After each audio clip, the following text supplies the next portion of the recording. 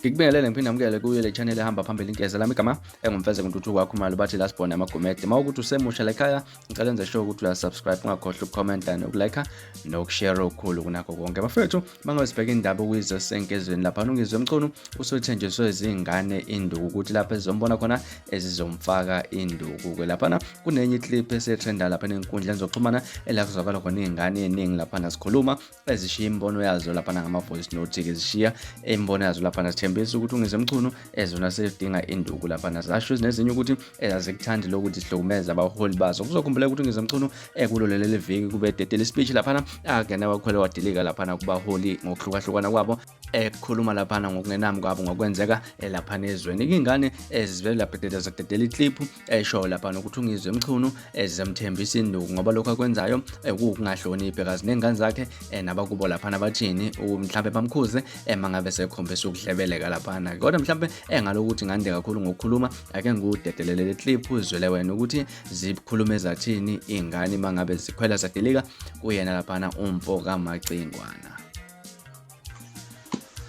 Wena Ngizwe uhamba uhlambalaza abaholi bethu ezweni ubabo njani mawubambo nje lento yenza nje uyasinyanyisa uyabona nje uyasinyanyisa lento yenza uyasinyanyisa ingane zakho yifundani mayifunda kanje uyabona nje.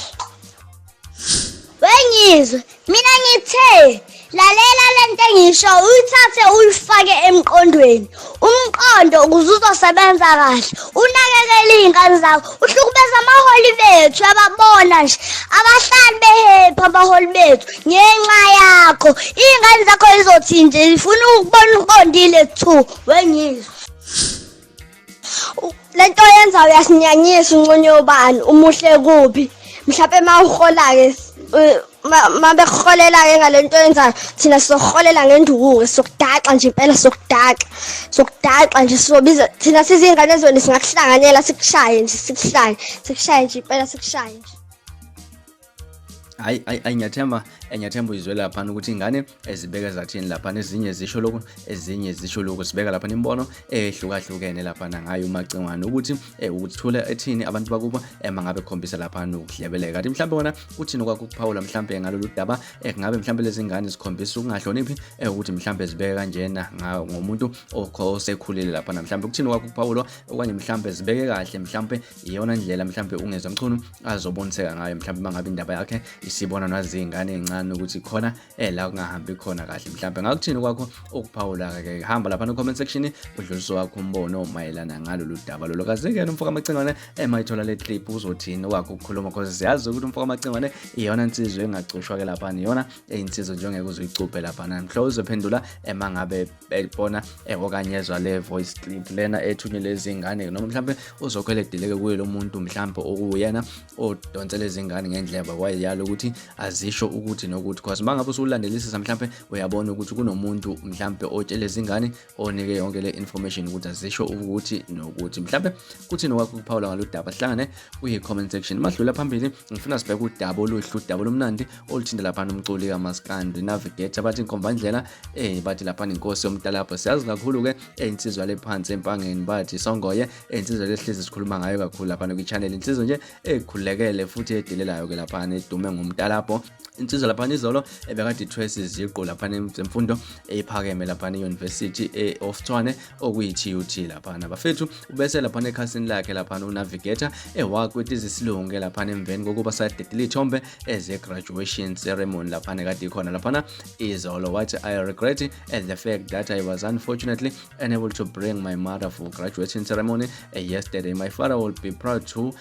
only if he was still alive but ke uhambo lusaqhubeka intombi endala may our degrees and qualification not just be our personal achievement but may this be gift into Africa, may this be fruit that will nourish and grow our continent. And for those moments where it felt impossible and difficult, I remember that I'm only generational mission. I owe it on the entire generation to keep the pushing and conquering. Ultimately and above all else, I thank much one nakuwo wonke umuntu onesandla ekutheni ngibe la ngikhona. Ibhale kanjalo ke insizwa lapha uNavigator umfoka canca ngenile ke amazwi okhalilisela yena insizwa lapha uNavigator koza kwabo lapha acula nabo khona usaliwa ubhaliwe lapha uSaliwa Sentombi indonakazi okwazi umculo amaskandi uthi lo mfana wangakithi unobuso bomuntu omdala akagcinanga ngokuthwala iziqu zokusenga nje kuphela